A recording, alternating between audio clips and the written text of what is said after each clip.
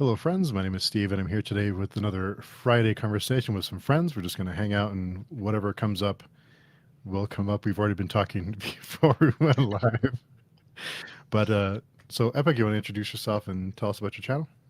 It's Epic Tales, you already know, man. You guys already know my channel. I'm just joking. Epic Tales, I have a YouTube channel, booktuber. I love books, grim, dark fantasy, especially. And yeah, I love the two people I'm speaking with today. Are people I look up to in booktube, and I take all their recommendations very, very seriously. And you should too. That's nice to hear. And Yolene, want to tell us about you and your channel? Hi everyone. I am Jolien. I also have a booktube channel, Jolien Reads. I talk a lot about fantasy books primarily. I try to dabble a little bit into sci-fi and classics this year, although I am doing a horrible job with that. But yeah, I'm just happy to be here. It's always a lot of fun, these Friday conversations. So yeah, we're just going to talk about a lot of things, probably books, but it can be anything. So I'm very Can be excited. anything. Yeah, it can be anything. And, Epic, you were just telling us a minute, or you were telling me a minute ago about Red Rising. You're thinking about reading it? Yes, I'm thinking about reading it. I've heard so much good stuff about it. And it's one of those books that has always been on my TBR. And I've just been procrastinating and procrastinating. But then I'm trying to do something where I get more familiar with sci-fi because every time I read a sci-fi book, it's always good. But of course, I've had a lot of help from people like Fit to Be Read and Jeremy as well. So yeah, like I'm really, really looking forward to that. I think you're going to like that one. I think that maybe the first book is not going to be your cup of tea because it's not really anything unique. But after that, you're going to love it. Golden Sun, especially. I can't wait to hear your reaction. Okay, okay. You see, she recommended it. I'm taking it even more seriously now. Whenever Yolene says I like something, I'm like, okay, I'm not going to question it. I'm just going to go for it. Yeah. And hey, Cool Gamer, thanks for dropping by. And of course, Pax, thanks for coming by tonight. Hey, We're doing great. Pax, so from your previous live stream, the one where you were doing like 1,000 subs and you were just celebrating with your subs, you said we should check out Pax's channel. I checked it out and I absolutely loved it. I love like the general look of the channel. I love what she talks about. I love her poetry as well. So, yeah, y'all should check her out. She's a really really cool and consistent Mhm. booktuber. So yeah. Definitely. And we were just talking about Fit to Be Read before we come live. Of course, Yes. when I'm about to start reading you. Always happens. Yeah, always does. And Tea Books Magic, thanks for coming by. What's your favorite kind of tea? Curious. Hmm, That's a good question. Yeah, favorite That's kind of such tea a good. and how you like it prepared. it's important. Yeah. Hmm. So, what's your favorite tea, Yolene? What's your favorite kind of tea? Well, I don't drink it. And I've been thinking about maybe I should switch from coffee to tea because I'm drinking way too much coffee. And tea seems like it fits the reader atmosphere. So I've been telling myself for weeks I need to go to a tea shop and they need to advise me something. I'm probably going to go with something fruity because that seems nice. But I've never tried it. Hmm. Well, So there's interesting.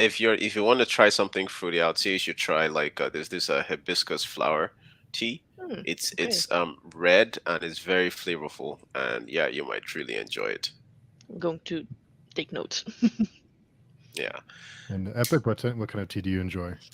Like I have all sorts of teas in my house. I love peppermint tea, especially when I'm reading. Green tea, like the standard stuff. But then a more niche kind of tea that I enjoy is slippery elm. It's basically saved me from a lot of IBS. Like it coats your throat in a layer of and this like thick layer that just like helps you if you're having problems with IBS. So Hmm. I've really come to enjoy that. Hmm. Like when you have like gas, it works perfectly. Nice. You're kidding me. Yeah. Thanks for coming by. Yeah, sure, it's okay. Yeah, and Pax does great work on her channel. And oh, I love all but Black Dragon Pearl and Silver Needle are top tier. Oh, we'll have to look into those. I agree with her. Hmm. Don't think I've had those. I do love Earl Grey though. Coming from coffee, I think Earl Grey is a good. It's a good Transition. gateway. Yeah, it's a Yeah, good gateway tea. yeah. Yelene, you might like tropical green teas, then mango, pineapple, and papaya. That doesn't sound bad. No. Mm. Hey, Chadia, thanks for coming by. Hi. So watching all the watching your videos and everything, all three of us watched The Northman, and Mhm. I Mhm. enjoyed it. Although my girlfriend is a bit mad at me. She said she wasn't going to trust my recommendations because she had to watch it with me. But I had such a blast watching it. I was like stuck to the screen the whole time. Yeah, I really liked that one as well. And it was a very big cast, so somehow I was imagining more a blockbuster movie where it's a little bit predictable, but a lot of things happened that I wasn't expecting. It almost felt like an indie movie, but with big stars. Yes, yes. Like a lot of the like towards the end of the movie, it was a bit like things got a little bit much, but like Mhm. the experience, the journey throughout the movie, like the setup and like the way the plot developed and like how everything came together was just brilliant. I like how they kept it very gritty and Mhm. dark. You know, like Yeah. oh, I Yeah, was gonna talk about a scene, but I don't want to spoil it for anyone. yeah, it is dark. I was surprised that a movie like I wouldn't expect a like a major motion picture to go where they went with it Hmm. without giving any spoilers. It is pretty dark Yeah, Yeah. for a like a major film. it's based off Beowulf, right? The Legend of Beowulf. I'm not Hmm. sure.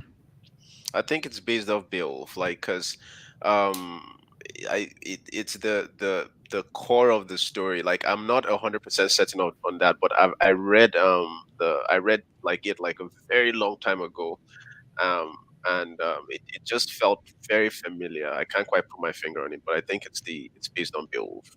Hmm. And chai is another good one.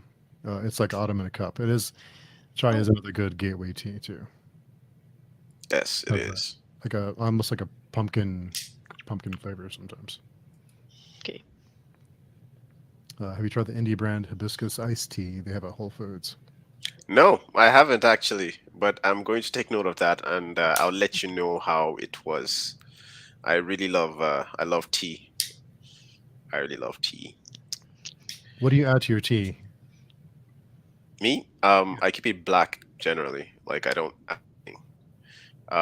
Like sometimes when you add like cream or you add sugar, it just takes away from like the flavor. Or the flavor gets a bit diluted, gets lost in the sweetness or the creaminess. Like I like it flat. Mhm. Do you like loose leaf tea or bags? I like loose leaf tea better. Mm. I feel like it's more like I don't know, it just comes off fresher to me. Yeah. Hello, Nathan. Thanks for coming by. And I like the Northman. It was very much what reading Norse mythology was like. Yes. Hmm. Yes. As someone who's an English major, I feel like I should have read Beowulf, but never did. Have you read Beowulf, Julie? No, I don't even know what it's about. It's like one of those names that you hear around, and I always think maybe I should just look it up, even if it's just like Wikipedia, just so I have general idea, but I just never did. So maybe I should, especially if it's like a little bit like the Northman, I might like it. Mm. Yeah. Yeah. What was the last classic you read? Yeesh. It was Pride and Prejudice by Jane Austen. Ah. Hmm. I actually really liked that one. I have like there's a whole list I'm trying to go through. Hmm. I read the Iliad and like the Odyssey, and Mm. I really enjoyed that. Like the prose was very different from what I'm used to, but I really enjoyed it, and I was able to compare it to the style of writing to something to like Stoic philosophy. There's this philosopher Stoic. He was called Epictetus. So it's just like that ancient kind of writing that it just flows, it just keeps flowing and flowing. And they had this like expositionary kind of like style that usually wouldn't work for me, but because I knew like I knew what I was experiencing reading a classic, 'cause I was like, okay, I got into it and I started really enjoying it. So yeah. Hmm. Halfway through the Northman, I thought, what the hell is a superpower? Husband said it was a Marvel movie. That's called it a Marvel movie. That's called it a Marvel of a movie. There's a difference. Yeah. Yeah. Small difference. It could have been like a Bizarro Thor kind of thing. Yes. Completely agree about preferring tea plain. Yeah. I'm not there yet. I'm trying. I'm trying to get there. But do you drink coffee? I like blondes actually. I like blonde, like lighter coffees. Okay. Yeah. Okay. Okay. Like I always find it funny people that drink black coffee but can't drink tea. Like what? uh Yeah, it's different. It's a different kind of feeling. Green tea with cinnamon. Actually, cinnamon is something like I don't mind adding to my tea. Cinnamon is one of the few things I would not mind adding to my tea. Nathan says I have Tolkien's Beowulf on my tablet, but I can't get past the first few pages. Yes, it's a tough read. Yeah, big fan of But to be, I just assumed it was Luke Cage, Jessica Jones situation. Yeah, another Thor movie on its way, I think, right? Yeah, yeah. Apparently, the villain in that one is really really good, and I like it that it's Christian Bale playing the villain. Oh, really? I didn't know that. Yeah. Mhm. What's the name of the villain? Like I know that they call him the God Butcher. Oh, Oh, Like in the it comic was, books, what's his yeah, it name? was from who was run was that? It was Jason Aaron. Yes, I think so. Let me Yeah, I think see. Jason Aaron wrote that one. That was a good. I'm not much into superhero comics, but that was a pretty good one. The God Killer. Yeah. Let me see. It's Gore. His name was Gore. Gore the God Butcher, and his story is very interesting. Like yeah, like I don't know. Do you guys read comics? I don't. But I did see some pictures of Christian Bale for the movie, and I thought it looked pretty cool. Even though I don't Yes. really watch superheroes movies, maybe I'm going to watch that one just because I'm a big fan of Christian Bale. Yeah. Yeah. But do you watch DC though? Oh, Like, no. Okay. So you don't. Okay. Did you watch the Joker?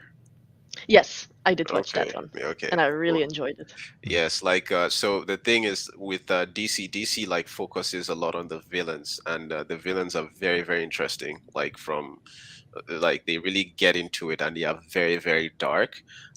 Gore in the Marvel universe is, I would say, one of the darkest, like just like hardcore dark characters, so like but I didn't really like the previous Thor movies, but I remember liking like Gore in the comics, so I'll probably give this one a chance, probably watching in the cinema. Hmm. Wow.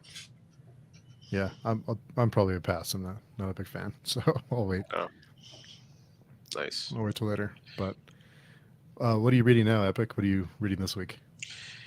So this week, I've been reading this book by it's an indie author. Like he hasn't released the book yet, and we're basically doing some kind of proofreading. I mentioned it in one of my videos, Arnaki, and this guy is highly highly inspired by Baker, and Mm. his prose is really really good, and I'm basically doing helping him do some kind of proofreading. It's AJP. He's on my Discord. So it's I'm enjoying the story so far, and yes, I'm really excited to for when he releases it. And yeah, I don't know if I'm supposed to even talk about it, but yeah, that's what I'm reading. But it's a good book. Like I'm very excited with what he's doing. Hmm. Okay. What about What you, about Sandy? you? What are you reading? I'm still reading The Bone Shard Daughter by Andrea Stewart. We started it last week with the Ladies of the High Court during the 24-hour readathon. I did not finish it then because I was still reading another book, but I'm really enjoying that one. And I thought that I wasn't because from what I've heard, I thought that it was going to be maybe a bit similar with Sanderson. And even though I really enjoyed his works previously, The Way of Kings was a little bit of a disappointment for me. So I thought, maybe this is not going to be for me, but I'm really enjoying it so far. I'm halfway through, so yeah, this one was a surprise in a pleasant way. Hmm. It's a thick book. That's a big book. It looks like a Yeah, big. but it reads very fluently. It's like an easy read, so that's nice. Hmm. Just out of curiosity, like how many books do you guys read in a month on average? Hmm. That's a difficult question. I've read 30 so far this year, so I think maybe what's the average then? 7, 8, something like that. Nice. I read about like 4 to 5 a month, and I give myself a tap on the back if I'm able to do that. It's still a lot more than average, so Yeah. Yeah, yeah. It's about one a week is about my average. I think sometimes it's Yeah. more, sometimes it's less. Depends on how I'm feeling. But are you liking the latest Marvel shows and movies? I've been a bit underwhelmed. No, no, not really. Not really. No, I haven't been liking them a lot. Did you guys watch the new one, Doctor Strange, the new one? No, nope. you didn't. Okay, well, you guys don't. Yeah, you guys don't. Yeah, I don't know. They had like one the moment that just pissed me off so much when I was watching. I was like, "What is this? What is going on?" Like that thing where a character is struggling to do something, like they have the potential and all that kind of stuff, and they are struggling to do something, but it's like some hidden power they don't really fully have control over, and someone gives them a motivational like speech, and like they just do it, like it's just like, oh, all I had to do was believe in myself. I'm like, Oh nah. yeah, of course. That's too cheesy for me, I'm sorry. Yeah, it's the other true. day on Stacy's live stream, you guys were killing me. You guys were killing me so much. You were dissing the Marvel like shows, and I was just laughing. Yolene especially. Yeah, I'm Uh, sorry.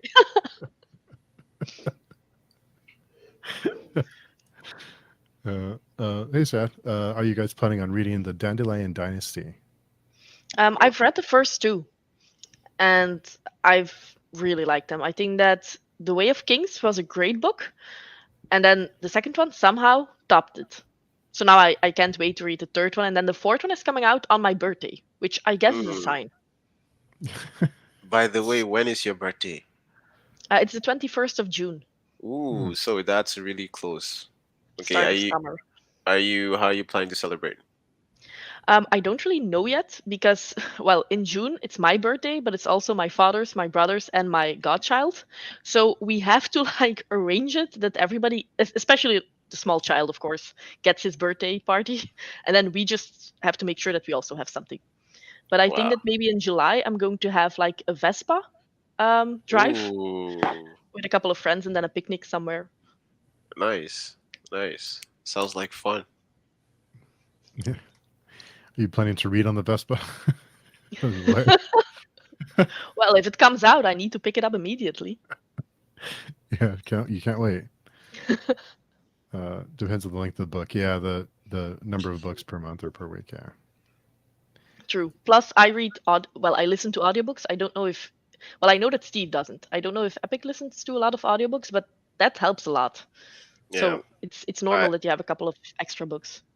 I have synesthesia, so like audiobooks is like really really nice to read sometimes. Depending, like I really like the the narrators that go the extra length to add like a lot of emotion and like into the narration. Like I can just visualize it very clearly.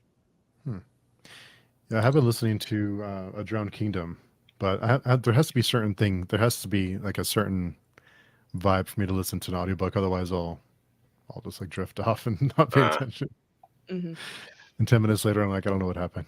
Just go back and read listen again. The yeah. last classic I read was 1984. Hmm. That's one of my favorites. It's also why I want to try some more dystopian classics because I think that that's the only one that I've read. But you also have the Fahrenheit one, and Hmm. then I recently heard about We, just WE, and apparently that's like a classic that inspired 1984. Huh. But I've never heard of it before, so now I want to give it a try. Hmm. It's funny how there's these classics, and there's always a book that inspired the classic, and you never hear Yeah, about the one that inspired the classic. You just hear about exactly. the one that, yeah. Yeah. When I read Dune, like it blew my mind because I could see how a lot of fantasy like books that I've read in the past were definitely inspired by Dune. Have you guys read Dune? Yulin has. Uh oh, I Yulin, have. you have read. I love his the way he conceptualizes time. I love how he talks about it. Yeah. Like I was Hmm. reading it and I was just flowing with his train of thought, so fluid, and I was just like thinking about, especially when he was explaining things from Paul's perspective, Paul's POV. It was just flowing in my mind so fluidly. Hmm. So I, Yeah. I I did like immersive reading with that, so it was pretty good. That's good to hear because I read Dune as a physical read, but I'm Uh-huh. going to continue with the series probably as audiobooks.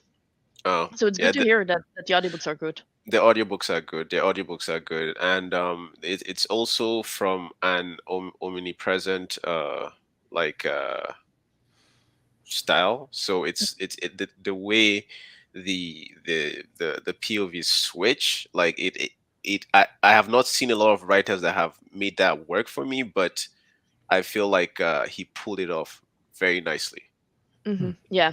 I also know that a lot of people say that the writing style is not easy to get through because it's a little bit older, but maybe it's because English is not my native language, so I don't really know what's the new writing style or something like that. But I actually thought that it read quite fluently, that it had Yeah. a very nice writing style. Yeah, like it's like he does this thing where he switches POV. So Yeah. like if like say four people in a room are having a conversation, you experience all their POVs. And what is interesting is that like all their perspectives are different and they all have their own different agendas. So like a scene where people are having a conversation about a topic, for instance, or something like this, some political stuff going on there, like you understand what everything is, so they feel sometimes very intense, Hmm. Hmm. because Yeah. somebody could just snap. But yeah. Hmm. Do you read the same scene 4 different times through all their perspectives, or does it continue? No, it's not the same scene. It's different. It's like the time is moving like one way, but it's and it's just straight like that. It's not a style of writing that works all the time, but I feel like he pulled it off pretty Hmm. well. And Hmm. Yeah, and I also think that if you're more a character-driven reader or a thematic reader, you're not going to mind it that much because one of the biggest complaints that I have heard is you basically know the overall premise, but that very important event only happens like 200 pages into the book. So if you're very plot-driven, those first 200 pages, you know what's going to happen, right? But I actually really like that because you know what's going to happen, so you're paying attention to the characters, you're paying attention to how they interact with each other, and you have that sense of doom because you know yes, that something bad is it's going to coming. happen. It's coming. Yes, it's Yeah. coming. It's coming. It's that kind of foreshadowing, and something is going to happen, and then there are different like elements that be, so you already are aware it's being foreshadowed, and there are different things happening at the same time. And as a reader, while you're trying to predict the book, but like every time a new element just like comes into the picture, you're just thrown off course, and you're just like and then it happens, and you're like, wow, that was put together nicely. Hmm. Hmm. And Chitty says, I still need to watch everything after Loki. I loved all the movies before that. I love Marvel. Lots of people love Marvel. Lots of people Yeah, like it. I got you, China. I love Marvel too. Like I grew up in the comics, so like I have a soft spot for Marvel stuff. But yeah, see. Shadi says same, but I find it's a bit different in Dune Messiah. I flew through Dune, but well, I'm having a hard time with Paul's thoughts on Messiah. Hmm. I haven't read Messiah yet. Me neither. And I've heard both sides, like people who really enjoyed that one, and then people who DNF'd it halfway through. Hmm. Hmm. Very interesting. Yeah. Shout says I want to read the Drone Kingdom. I'm about halfway through. It's good so far. Drown Kingdom, I've been seeing that a lot on Twitter, and Mhm. I'm very curious about. Very, very curious about. I want to see what it's about. Steve, have you read that book? I'm halfway through the audiobook.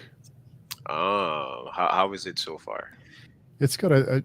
PL told me that he kind of he told me that a lot of the feedback he got from the first book was that the first half was a little slow, Uh-huh. but I didn't think it was too slow. I thought it was okay. You do learn a lot about the history and the families and the characters and what's happened before, but I thought it was interesting, so I didn't think it was.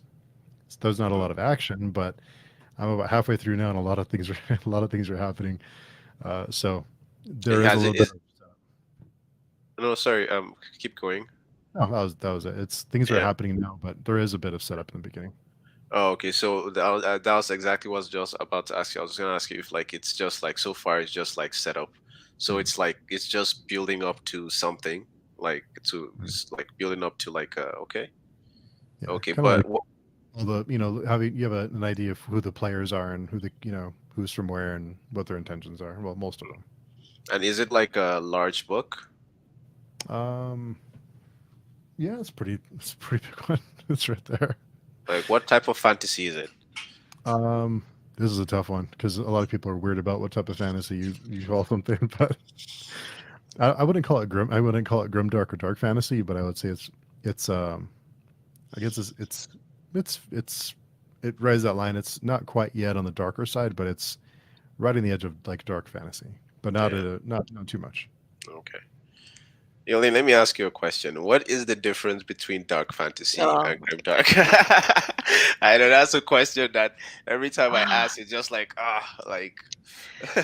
That's such a difficult question. Now, to be honest, dark fantasy is like a term that lately it's very difficult because I've seen a lot of fairy tale retellings, and then you have dark fantasy on the cover, which it's a fairy tale retelling. Yes, it's darker, more towards the original fairy tales, which were very dark, but that's not dark fantasy like A Song of Ice and Fire dark.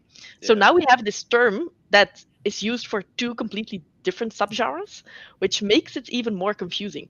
So I've been trying to then not use dark fantasy anymore, even though I still slip up. And I'm just like, if you like grimdark, you're probably going to like dark fantasy, Yeah. and vice versa. And there's probably going to be like a point for everyone that's different where you're like, I don't want to go any farther. This is too dark for me. So I'm just putting it on one big pile at this moment. Have you ever read a book that made you feel like that? This is too dark for me. Well, no, but I must say that Beyond Redemption was like on the edge of it, especially because it had like some very dirty scenes that Yes. I don't like it when I get the feeling that my nails are dirty or something like that. Give me like torture scenes. I don't mind, but not not dirt. You know, like so for me, like if someone was to ask me what the difference between grim dark and dark fantasy, I'd say is grim dark is the Prince of Nothing. Dark fantasy is Beyond Redemption. Hmm. Hmm. Interesting. And Hmm. what's the difference? Grimdark has a feel to it where it's there's a way Game of Thrones also is grimdark, but like it's there's a way it's grounded. Like when I'm Hmm. reading grimdark, like I feel like my feet are touching the ground. When I feel when I'm reading dark fantasy, it's just like my it's just and but then that's the thing with Beyond Redemption, for instance, there are also elements of groundedness when you're talking about like the philosophical aspects to it, like some of the ideas that they bring to it, but then at the same time it's a bit out of it's a bit out of like the normal, uh, and what is normal, but is a bit out of the scope of like a normal scope of thinking. Like I like you. I don't know if I explained that well, but yeah. Yeah, and I've even heard some horror books referred to as dark fantasy too. So it kind of it's like a general term. Yeah. Mhm. Uh, Shat says Fahrenheit 451 is awesome too. Or 51. I need a list of these books, man. Because Exactly. Messiah's one is one to struggle through, but it's important to read Paul's story. It picks up a good pace again in Children of Dune. That's good to know. Hmm. fit to be read. Let me ask you a question. Like, is how would you characterize Paul's character? Like, as a from a writing perspective. Hmm. See, Uh, wait. Sean says, "Wait till God Emperor, one of the weirdest of the series, but one of my favorites." Have you read that one yet, Epic? Or No, I've only read the first book. okay. I've only read the first book. You know, and there's a specific reason I'm asking Fit to be read that because I've heard some stuff about how his character develops that I'm like, very interesting. But yes, I am just can't wait to pick it up. And Sean is going to watch Top Gun. It actually looks pretty good. I know there's a lot of nostalgia. There's a lot of nostalgia lately, but um, Is the new one out yet? I think it's out this week. So Oh, yeah, I think okay. so. Yeah. I finally watched the original one, I think a month ago, because my husband really wanted to see that one and I've never seen it. So I was like, okay, I'll give it a try. And we had a very heated discussion because I didn't like that movie. He just didn't understand. It's a quintessential '80s movie. It's very '80s. Has the whole has all the '80s trademarks in it. Hmm. T Books Magic says planning to dip my toes into Grimdark this year with First Law and maybe Poppy War, but I have a feeling it won't be for me. I need likable characters. A quick There's some, question is she a booktuber? I'm Yes. not sure. Oh, really? Yeah. Oh, she Maria, is. she yeah. I'll check her channel out. T Books Magic. I'll check your channel out. Yeah, definitely. I would say to what you're talking about, like that's the thing about Grimdark. Like the characters are likable, but you feel weird about liking them. Yeah, exactly. The Oh, there's some. first law is a oh sorry, go ahead. There's some likable characters in First Law. I think. Hmm. Yeah. I think that Like the the humor first helps law a is lot. a good start. Yes, the humor helps a lot. And the first law, the one thing I would say is that there are no heroes, so it depends on what you like in characters. It's more of like a anti-hero kind of thing. So it's it's a fight between, it's not good and evil, is really bad and like arguably worse, so you pick your side. Yeah. Yeah, yeah. Poppy War. There's a lot of people who really hate the characters of Poppy War. I get why the character did what she did. I'm not going to give anything away, but I understood why she made the choices she did. But a lot of people just do not like Hmm. that character. Yes. Yeah. You need to see Andrew cringe when he talks about Puffy Boy. It's always so comical.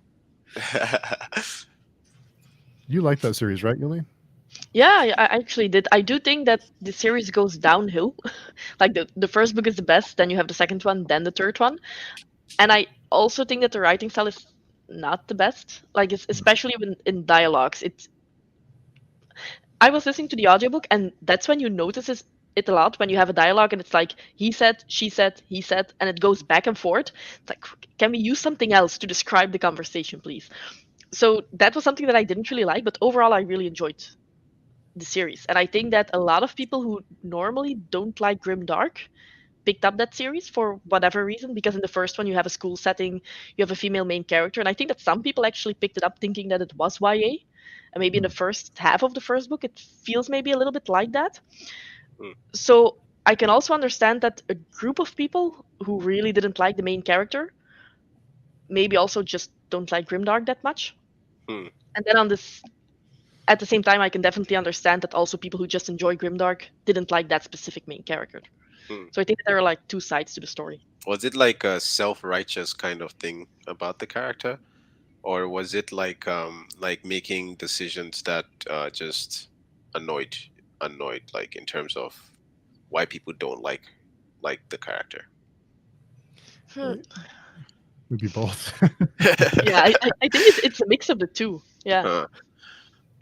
Okay, but then are there like other likable characters that like reasonable characters in the book that look at Steve's expression. Hmm. I feel Uh, like it's a book I have to read, but like I just don't know what to expect because I've heard really good stuff. I've heard bad stuff as well, so I'm like, It's really weird because the first half of Poppy War is like it read to me like a YA novel. Like it read like I was like, this isn't dark, and then about halfway through it gets really dark, and ooh, it like changes. It switches gears pretty fast. And one minute you think you're reading a YA novel, and the next minute you're reading like a really dark fantasy, grimdark, whatever you want to call it, but kind of book. But yeah, it switches gears. I did enjoy the second one though. I thought the action scenes were pretty good, and the I don't want to say too much, but there's some aspects of it I really liked. The third book, I kind of felt like I wasted my time. So it's one of those things. yeah, I can see that. I have seen that the author is coming out with a new book this year. I Hmm. think in it's the same series or completely different. completely different, and Oh, it's called Babel, I think, and it's about it's dark academia-esque with a school of translators. I don't really know what it's about exactly, but that's all I know. And I have heard from some people that they really enjoyed it, but granted, those are people who got the arc, who loved the Poppy War. So hmm. I don't know. Arcs are so tough because the people who receive the book early, it's always because you feel fortunate to have the chance to read it, so it's hard to know who will be critical when they when they don't like an arc and Yeah. when they get it in advance. Sean said, I think the biggest challenge for people coming comes from Dune from being a coming of age tale. The series then goes into a completely different direction for a good reason, but puts some people off. Hmm. Hmm. I think the way Dune ended, I anticipated it going in a darker direction, and um the very like ideas there that they play with of being like like a slave to destiny kind of like idea. I found it very very interesting, especially with pairing that up with how Robert Jordan talks about like the way time passes, the way like the past, present, and future. So I would say I anticipated heading like I was able to, from the first book I'm able to anticipate it heading in a different direction, but not quite sure yet. But I just based on the I know that as a writer I'm going to enjoy like the rest of the books. I don't know how I'd feel as a reader. Hmm. And to be read says a tragic ending here is the short answer. Sweaty palms for typing, watching from the stairmaster on my phone, Ah. multitasking. Not a savior. Yeah. That's a complaint that I've heard a lot, and I only read the first book, so of course I can't really give a full opinion. But a lot of people were put off by Dune because they said it was a white savior story, and I Hmm. never really read it like that. I read it as a complaint about that, criticism about the white savior story. But I need to read further to confirm my ideas. But I didn't read it like that. Hmm. So, Yolene, when you read Prince of Nothing, and Steve, when you read Dune, I want like a comprehensive discussion about the how the how Kellis, right, and Paul, like the execution of that savior story, of that like Messiah kind of complex trope kind of thing. I want like a comparison because I found it very, very interesting to compare, like just like Hmm. thinking about. So yeah, Those would be fun discussions for the that would 10th be of a Death. fun. That would be such a fun discussion because the execution of I feel they both executed it very well, but like there are some differences there that I'm just like, okay. Yeah. And Brandy says, first of all, it has some very likable characters. Yeah, the humor does help out a lot. There's some really funny Yes, moments. There's some really, I shouldn't be laughing at this, but this is hilarious. exactly. Stuff. Yeah, it's good to have that little break. Fit to be Read says, the master of all due knowledge and analysis is Quinn from Quinn's Ideas. So Yeah. brilliant. Yeah, these some really good videos. Hmm. Hmm. I have some channels I need to check out. Yeah, really good stuff on that channel. Yeah, and I think Uh, that he also does some deep dives into A Song of Ice and Fire, which is hmm. how I got to know him. Hmm. Oh, okay. Let me just put down his name down so that I can check him out later. Sean says, Herbert is trying to show what can happen to someone who seems so innocent and benevolent that they are given ultimate power. Power corrupts absolutely. And let's see.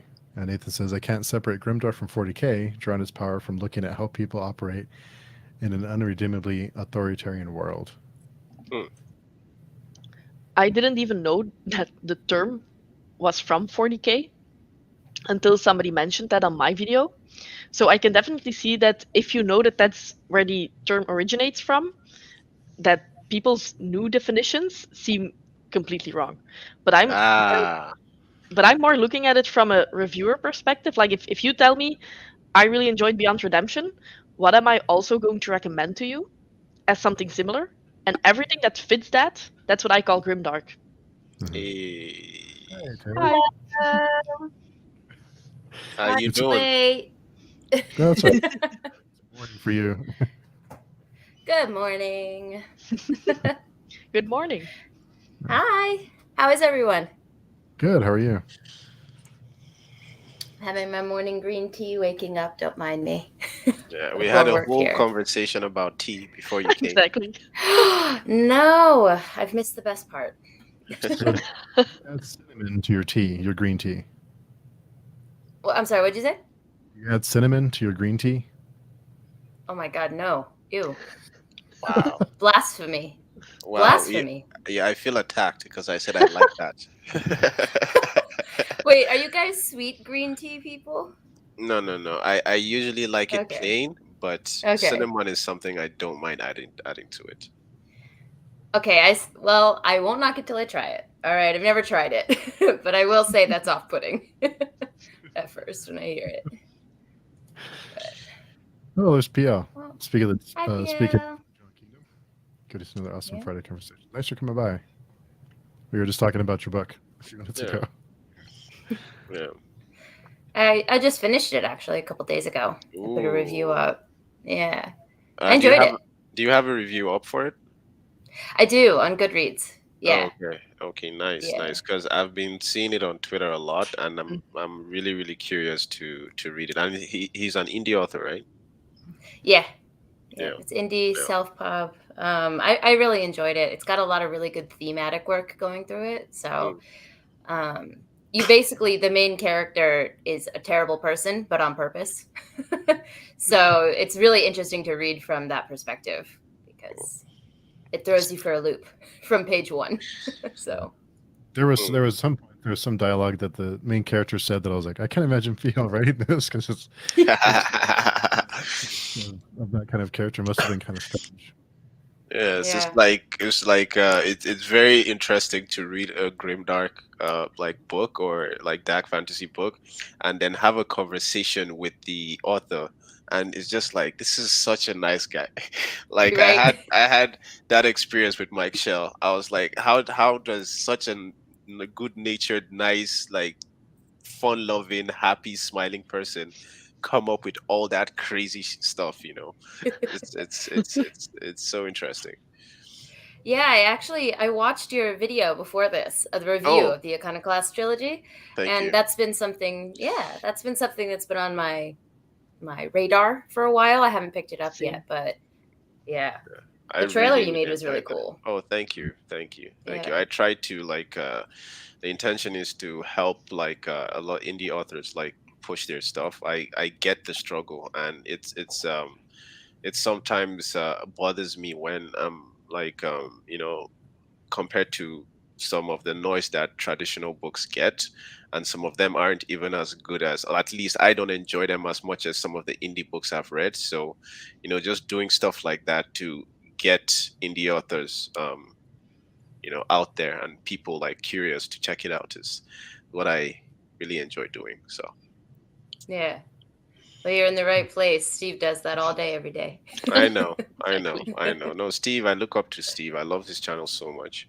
I love Right? that. But, I mean, that editing you did on those videos is you just keep getting better and better. I don't know how you do Yeah. it. Mhm. Thank you. Yeah. Oh, I'm sorry. T-Bucks Magic says, "Oh, okay, very good to know. I can deal with unlikable anti-hero characters as long as it makes me root for them." That's pretty much first law in a nutshell, I think. Yeah. And I feel like the first story is like the perfect gateway into that kind of stuff, Yeah, because I it's agree. it's it's not difficult to read in terms of the writing style, and yeah, like I feel like if you like the first law, then don't accelerate too much. Maybe read Blood Song, maybe read Aching God, and then keep going from there. But don't just go like extreme. Like don't go from first law to Prince of Nothing. You'd have a headache. Yeah. Yeah, Exactly. I've read a lot of Grimdark, but I haven't read First Law yet. So Mm. But you have the yeah. ninth So editions, right? yes, ma'am. So I signed up for the Broken Binding subscription because I have always been looking for books that are book subscriptions that are books and only books because I don't want the extra stuff. So when I saw the chance for Broken Binding, I took it, and then they were like, "Oh, our first one's going to be First Law," and I was like, "I feel like this is the universe telling me that as a fantasy fan, I cannot have not read this series yet." So Mhm. it's definitely on my list for this year. I think as far as Grimdark goes, I think Gunmetal Gods is like higher up on the list than first law. You're gonna be like, this isn't that dark. Yeah, but I Yeah. feel like with the if you would have that opinion about the first law if you've read like a lot of other stuff, like if Hmm. you read Beyond Redemption and you read the first law, it's like baby formula compared to uh Hmm. Beyond Redemption. So it's like there's a perception there's of and yeah, comparison kind of thing when you come to comparing Grimdark like that. Mhm. Mm-mm-mm. Yeah, I think I did exactly what you guys were just saying not to do, and I just like jumped right in a while ago. So I'm past it, Yeah. but So like I do still want to read it. Yeah. yeah, yeah, yeah, yeah. Sean says, yeah, I'm confused about it too. I'm confused about what's fine Grimdark, especially when people say Malazan is not. Yeah, people get Thank really you. heated. Yes. Yeah, I don't know why, but yeah, I don't know if yeah. There's a certain benchmarks, and after reading what was the second book, I forgot the name of That the book. House Gates. Okay, if that's not, then that book is pretty dark. I don't know, but Yes. So it's grimdark for you, not dark fantasy. I don't. Exactly. Say it, Steve. For me, if I had no other influences, if I had no one else telling me no, it's not, then I would assume it was. Exactly. But that's not a bad thing. I don't know, Yeah, Mhm. but Yeah. yeah, yeah, but yeah. I It's like. it's Something difficult to define. yeah, Yeah.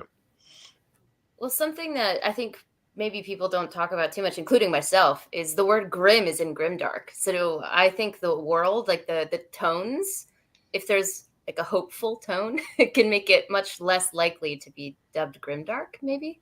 If it has Mhm. a hopeful tone going through it, or, you know, I don't really know have a defined line for this, but if it's like a hopeless feeling or the world feels hopeless, I'm more likely to call it grimdark in my head. I Yeah, think like than Mhm. for me it's something. it's the about the way it feels, and like and I feel like because grimdark for me has a grounded sense to it, I also feel there are themes of like philosophy, and like there are ideas, unconventional ideas to play with in your mind. And I feel like this is one of the reasons why Steve's video where he was talking about what grimdark is very popular. Like he breaks it down very well, and like I like how he also had a section to the video where he was just like highlighting what everybody else, like how everybody else like conceptualizes grimdark. And it's very interesting to me because when I think about grimdark, like for me, dark fantasy grimdark, like for me, it's very, very clear lines in my head. But of course, sometimes I mix them up together, so it's crazy. Hmm. Yeah, I think people who read or who listen to a lot of music or watch a lot of movies, I think we have a tendency to want to have a, not want to say put labels on things, but have like subgenres or ways to be specific in defining something that it's kind of one of those things. So, Yeah. but everyone's different. Hmm. Piotr Dan Glotko is from First Law, one of my all-time favorite characters in fiction. One of the one of the greatest characters you can find, a puppet master inquisitor who tortures people but has a streak of decency. Yeah, who's also That's one of the reasons I'm so excited to get to it, because I'm a character reader, and I've heard First Law like plot where vibes, and so but I'm okay with that because I'm a character reader. So I still feel I'm excited to get to know this character because I just hear Glocta Glocta Glocta all day every day. So talk about it. Yeah, Glocta is just he's very interesting character, very very interesting character. Yeah, as a character reader, I loved the blade itself. That was like a warm blanket. So Puppeteer Inquisitor, warm blanket checks out. yeah. Hey Taylor. Hi, Marie. Sean says, "Hey, I came late. Are your guest authors reviewers or both?" Oh, I'm here tonight with fellow booktubers, but Epic is also an author. Yes, booktuber and author. Let's go.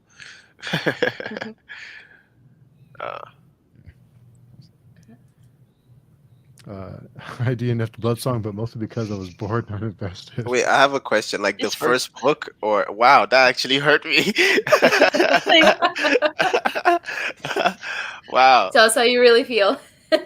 Wow. So it's like that, eh? Okay. That's fair. That's honestly fair, to be honest. Like it's not necessary. It's not for everyone, and there's a build-up tone to it. But I thought Blood Song was a masterpiece, man. Like I enjoyed that. That is one of there are two kinds of books, right? Or well, in context to what I'm about to say, there are books where you develop a character, right, by like indulging in their thoughts. Like this is what they are thinking. This is exactly what they are thinking. Beyond Redemption, The First Law, like are books like that, and you can enjoy it because you're not confused about who these characters are by the time you read a chapter about them, for instance, or you experience their point of view. And then there are other books where there isn't any exposition, or there isn't any there's very little context to what they are thinking, like their thoughts specifically. And as a reader, you are allowed to fill in the blanks, right, from their actions and the little hint here and there that you're given, right?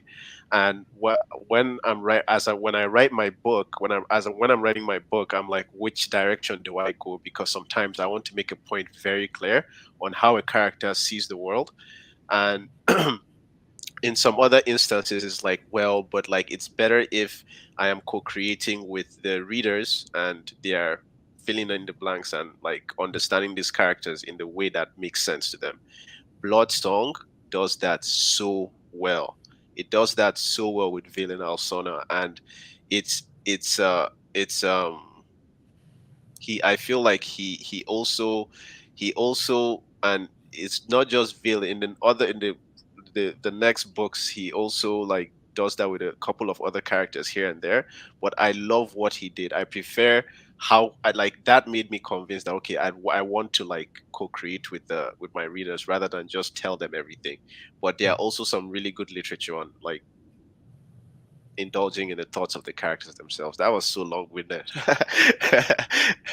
But yeah. No, I love that though. I've never really thought about it that way. I've never attempted to write myself because it's not in the cards for me, and that's okay. But um, I've never really thought about that aspect, like co-creating versus telling the reader what you want them to think about this character. But Yeah. that's definitely a balance that you would have to strike. Now that you mention it.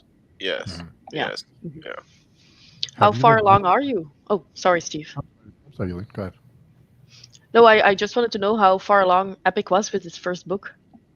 Is it coming to the shop soon? So you see, that's the thing. Every time I feel like I'm making progress, I read a book, I read another. So I was writing, and then I read Beyond Redemption, and then I was like, wow, there's a lot I need to change. I need to add more detail here. And then I start revising from scratch, and I just like I'm not like I hate chapters that I love just days before, and then I read Prince of Nothing, and I was just like, wow, like I don't, and the crazy thing about these books as well is that it was their first books. Like the first law was Joe Abercrombie's first book. That really inspired me.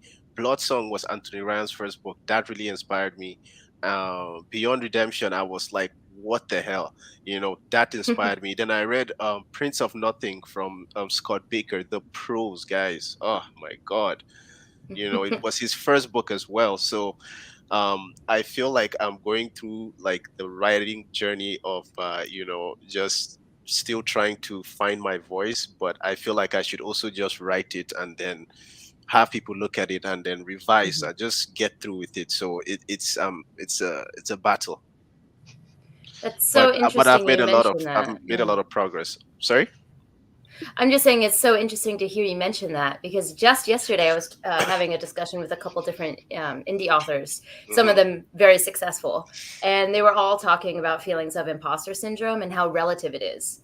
So no matter how successful you get, you'll read that book that's like, oh well, I'm a fraud, I'm a fake, even Yeah. even if you are commercially doing very well.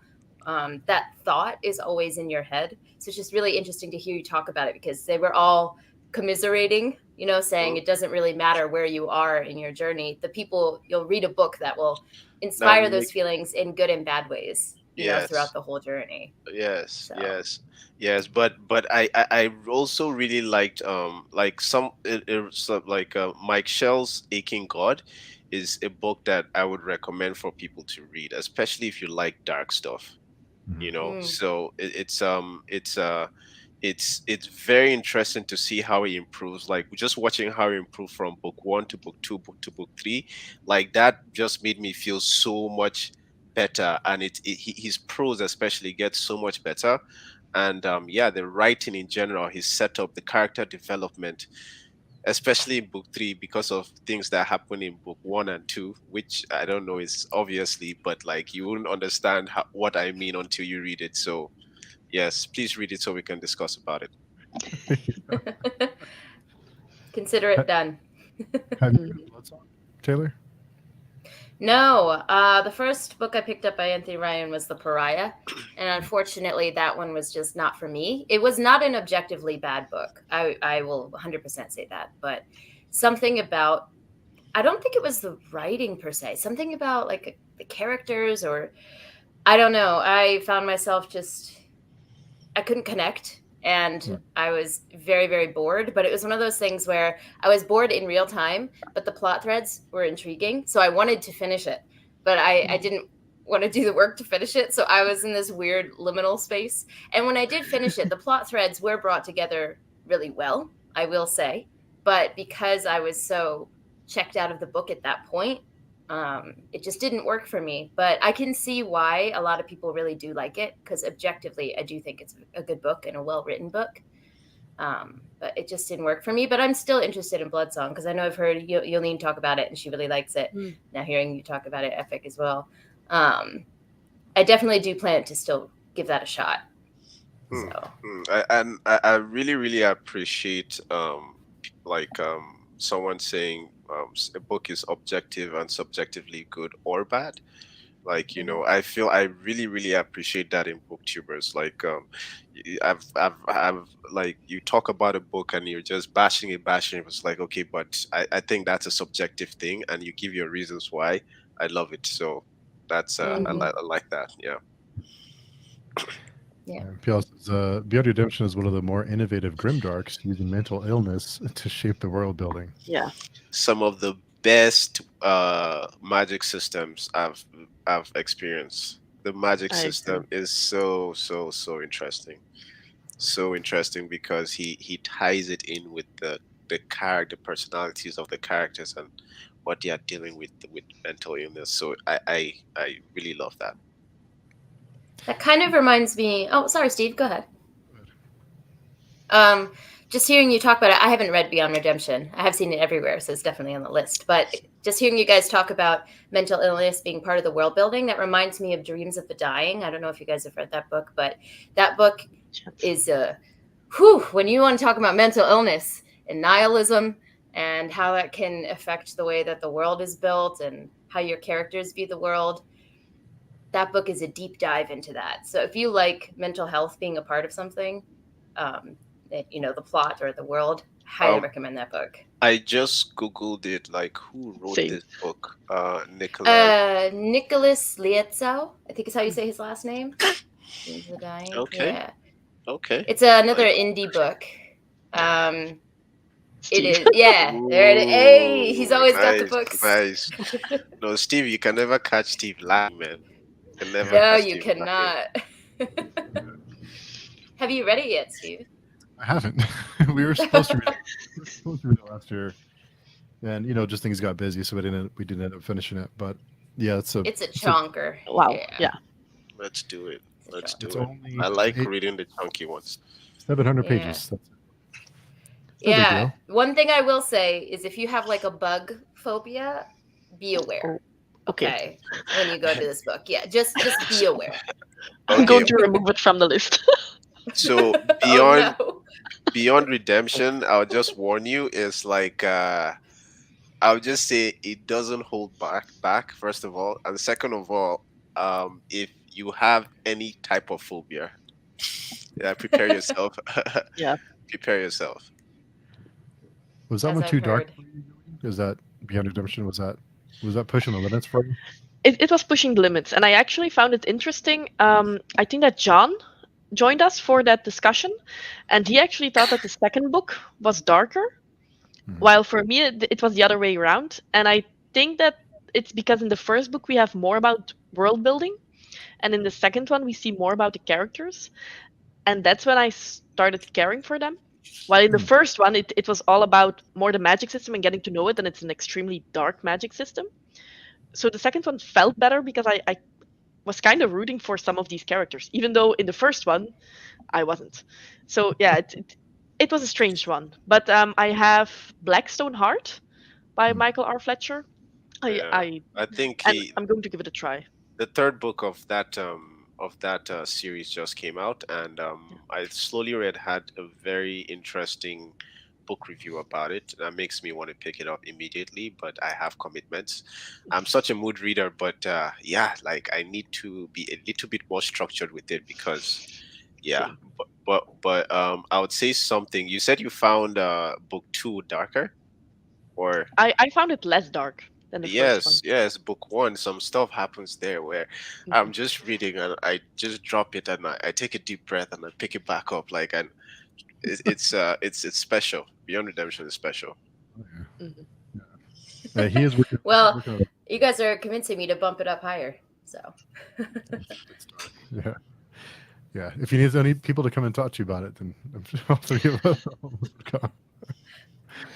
It's a great one. I think it's not a grimdark book, but the book that comes to my mind is one where I actually had to put the book down and like walk it off. Was a couple scenes in Wall of Storms by Ken Liu. I don't know if anyone else has read the Dandelion Dynasty.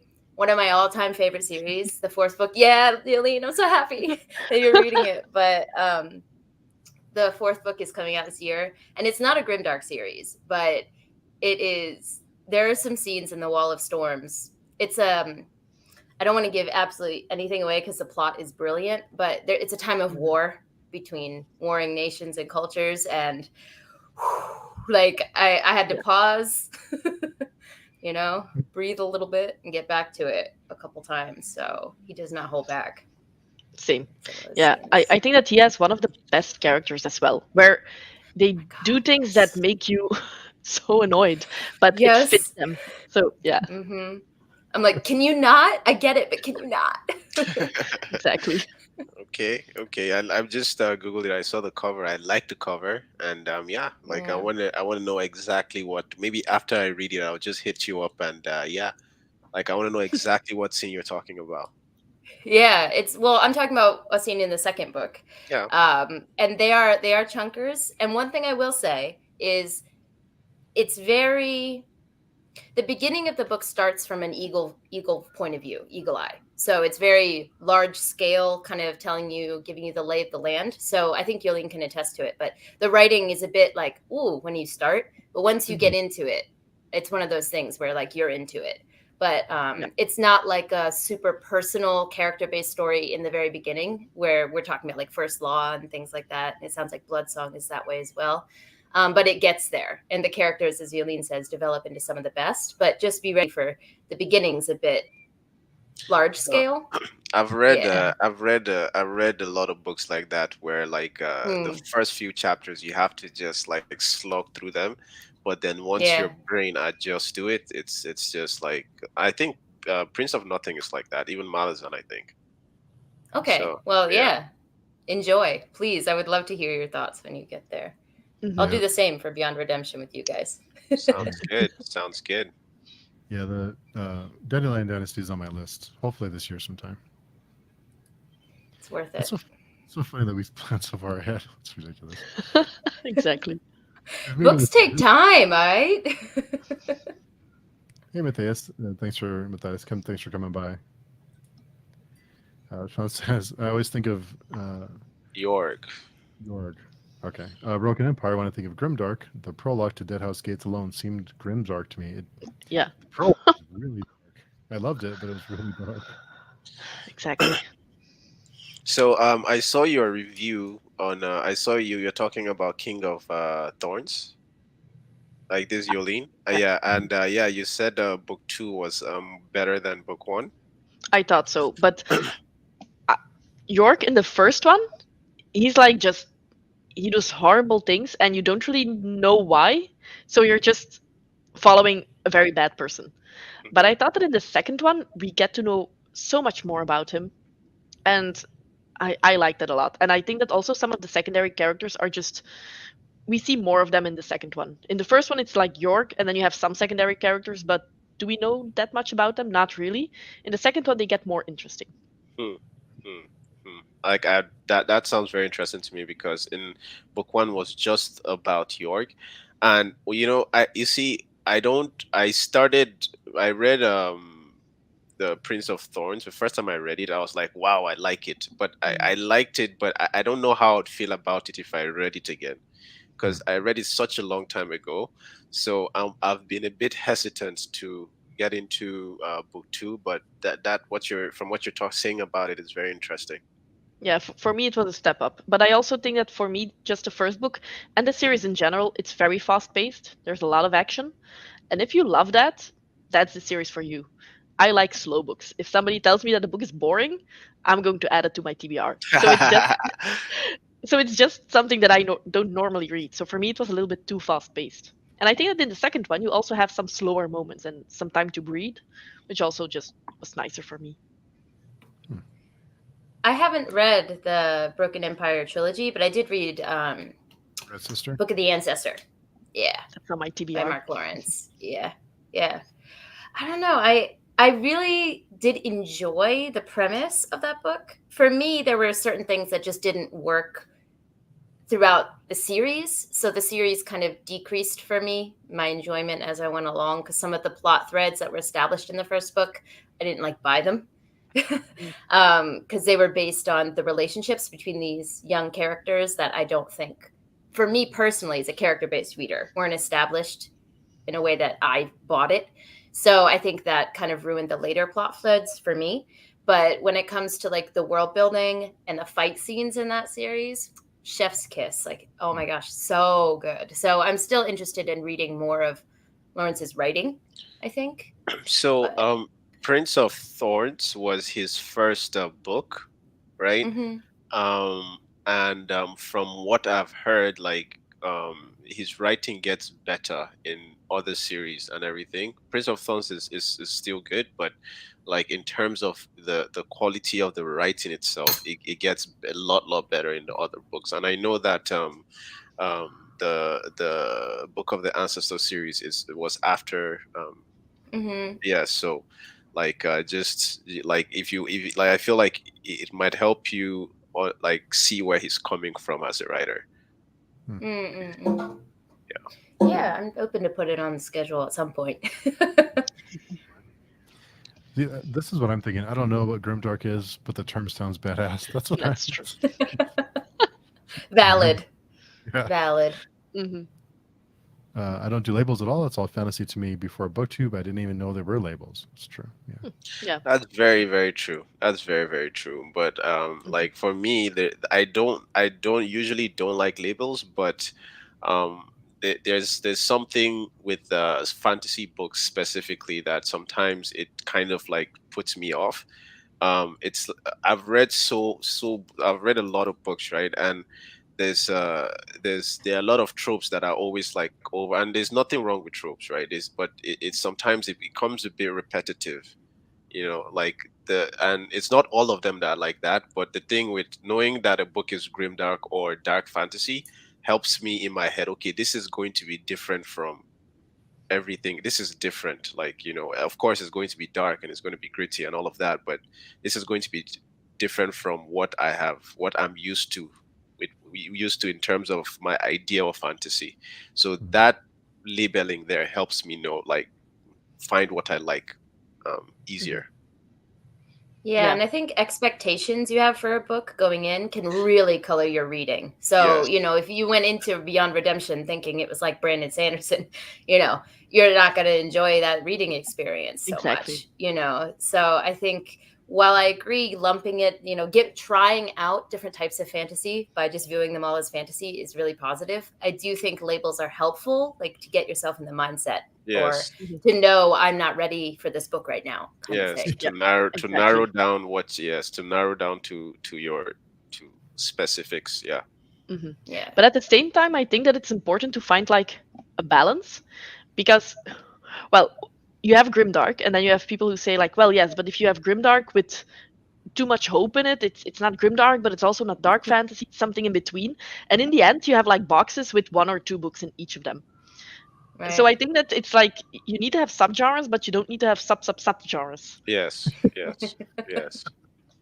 It's And true. I think that sometimes that's also detrimental for the books because if I make a grimdark recommendation list and I'm not going to put Malazan on there because it's not grimdark, on which list am I going to put it?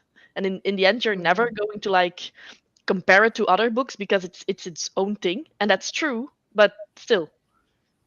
Mm-hmm. Yeah. Yeah. That's a very good point. Mm-hmm. So, yeah, that's a good point. Sean Cole says Bloodsong is amazing. I agree. I agree with you. Not everyone agrees. Sorry, I gave it a good. It's not That's a good effort, Maria. That's a good effort. Yeah. That's a solid effort, to be honest. That's a solid effort. I have an issue with, like, sometimes I pick up a book and I'm reading it and I'm hating it. Every single page I hate it even a bit more, but I can't stop because I have OCD. So for anyone that can read a book to a certain extent, not like it and drop it, I give you kudos. Like, for me, that's like out of my. So yeah. DNFing is a new discovery for me too. In the past Yeah. couple of years, I wasn't able to do it, but it has been life changing. Yeah. I Be can able to do imagine. that. It's a Yeah. big time investment. So if you're not enjoying something, then Just drop Yeah. it. no, Mhm. you can come back. Like Yulene said, Yulene, you mentioned this a while back. You can doesn't mean you can never come back to it. You can always come back and read it again, or Yeah, it's exactly. never come back on. So PL says, how do you folks as authors and bloggers feel about gatekeepers? Do you feel there are Mm. books you're obligated to read to feel well read in fantasy or in authority? And I see you, Melisande. Yeah. How do you guys feel about that? Um, Let me see. How do folks about gatekeepers? Do you feel there are books that you're obligated to read to feel well read? Yes, they are. To Mm. be honest, like Mm. yes, they are books I feel like I have to read. Um, and it's so. For instance, The Prince of Nothing. For instance, I, you talk about, oh, I like this book. I'm a very grimdark fan and all that, and and then people that have read a lot more grimdark than you, or like, and you trust their recommendations. You find certain books in common with all of them. Like I haven't met someone that has told me, well, I see the kind of taste you have, don't read Prince of Nothing. Everyone is like, read it, read it, read it, read it. I read it and I'm like, wow, okay, like I feel a lot richer from reading a book like that. Um, but on one level, yes, but then on another level, I feel like just read what you want. Like that doesn't mean that you shouldn't label yourself as well read or not well read because you can't read a book. But if you are a grimdark fan, for instance, there are books that I feel like you should read, but I don't think it makes you well read or not. Hmm. Yeah, I actually agree with that. I think it's just very important to know the information that you have and the knowledge that you have, and then also be kind of transparent about that. Mhm. And don't act like you're an expert on something if you've read like 3 books in that genre. But at the Yeah, same time, those 3 books you can talk about.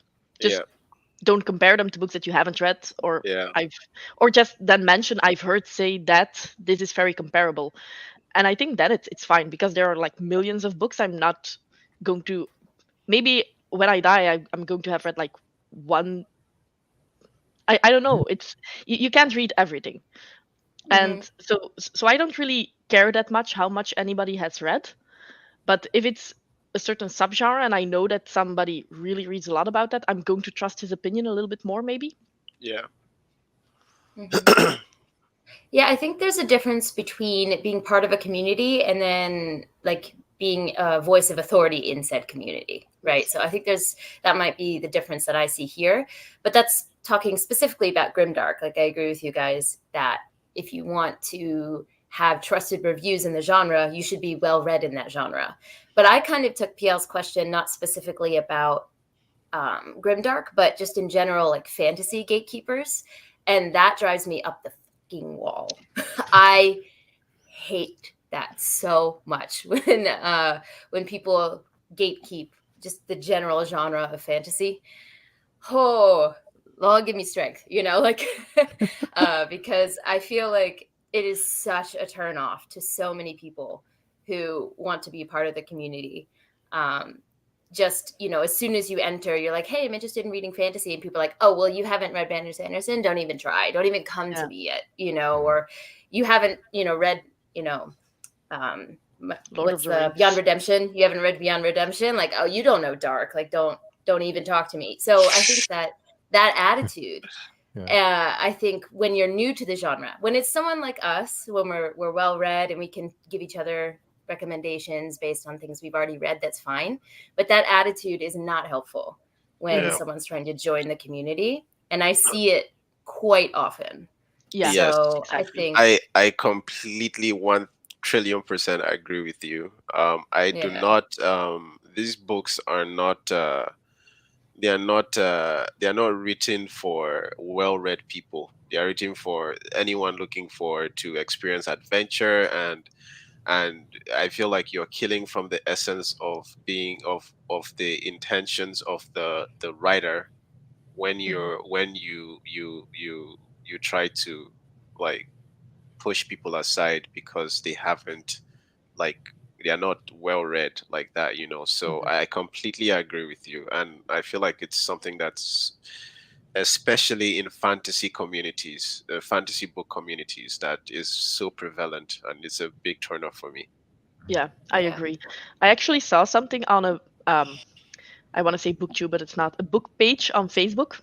and it was when somebody hasn't read a certain classic, and they said it's much better to say like, oh, you have that one ahead of you, that's so fun, instead of saying, I can't believe that you haven't read that one yet.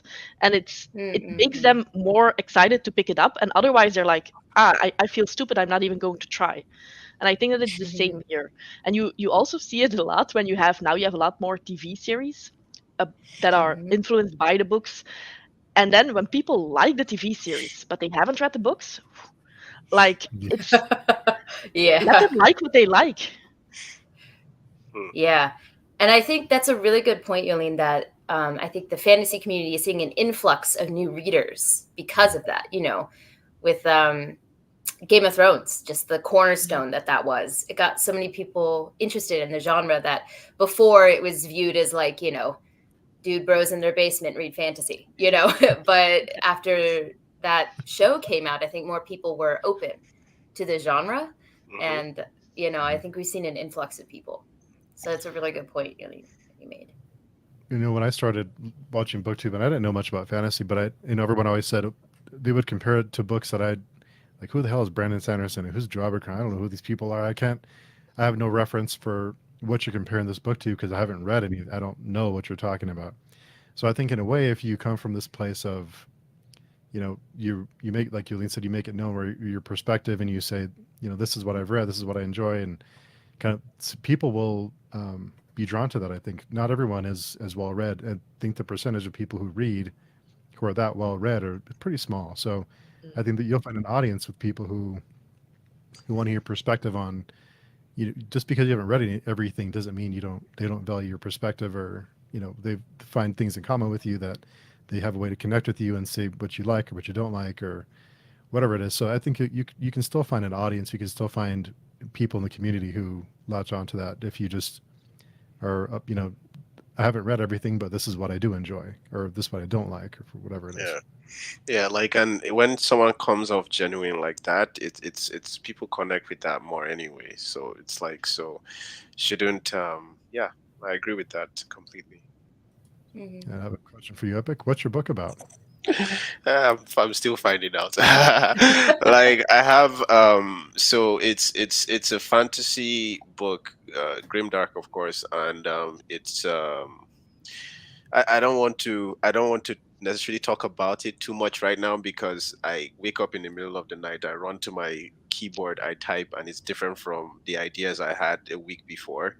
So the ideas are constantly developing, but I pull a lot from slave and colonial history, and I pull a lot from like Stoic philosophy, like Eastern and Western religions, and yeah, like I'm pulling a lot from different things that I've read, Jungian and Freudian psychology as well.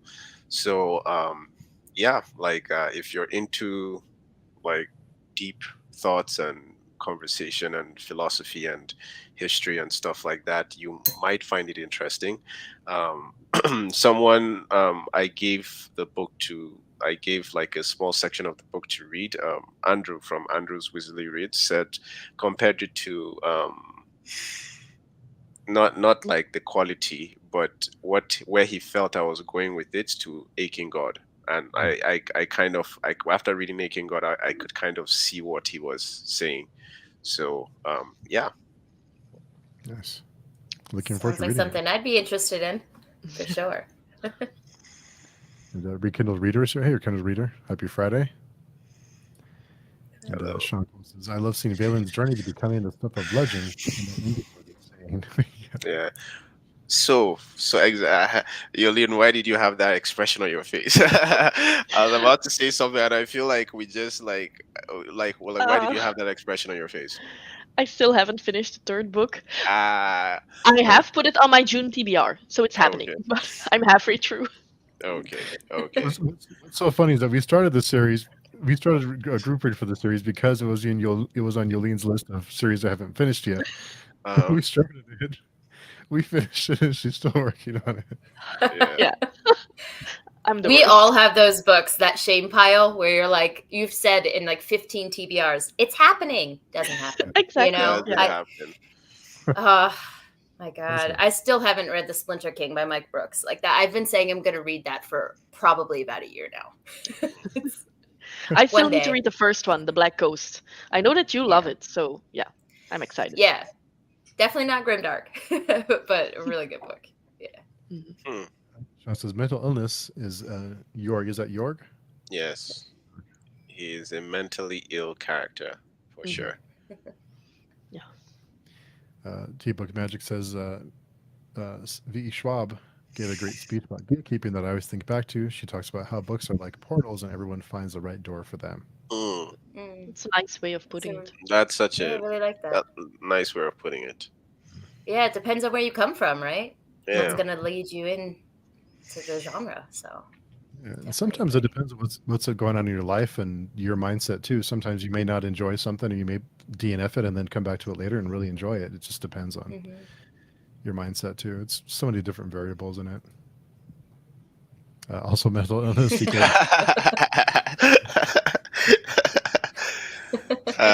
aren't we all a little bit mentally ill? Hmm? I would argue yes. I think the video is called "In Search of Doors." Okay, I will have to look In that up. Search of Doors. Check that I'll have out. to add that to my watch later. Yeah. Same. My million miles long watch later list. Good Oh. God. In Search of Doors. You're welcome about the bug phobia. I just saw the comment. Yeah. Just I made the mistake actually of not giving that disclaimer to someone I recommended it to, and I learned real quick I should have done that. That poor reader. I was like, I'm so sorry. You know. So. PL says, funny. I found something like Sarah Chorn's Seraphina's Lament and River of Thieves by Clayton Snyder darker than Beyond Redemption. Okay, that's what I like to hear. Speaking of, Oh, okay. Wow, of Always course, with of the course. books. Steve never lacks, man. I started a couple days ago. Yeah, I'm enjoying it. It's very. The writing is very different. It's very like poetic and lyrical. So, yeah, pretty good stuff. It's That there's some cover pretty draws me in. Yeah, it's a very great cover. It's a great cover. I love it. I love it. And it's fantasy or it's horror? It's grimdark. Yeah. Well, dark fantasy, whatever you want to call it. But yeah, it's yeah. There's some pretty it gets a little dark.